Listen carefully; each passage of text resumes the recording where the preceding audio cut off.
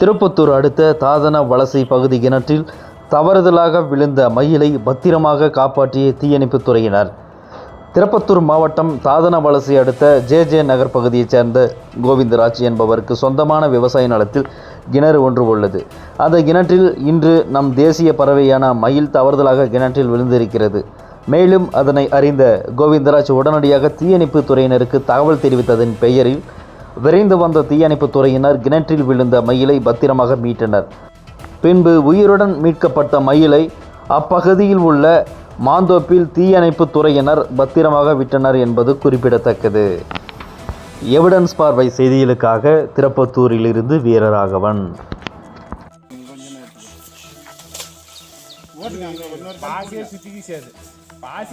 தண்ணி மொத்தம் பழிச்சுன்னு போயிருதாப்பா.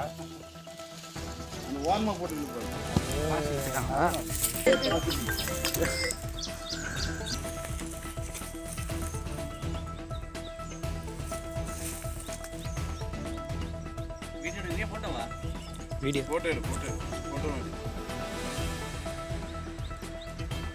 எல்லாரும் விட்டுருமா.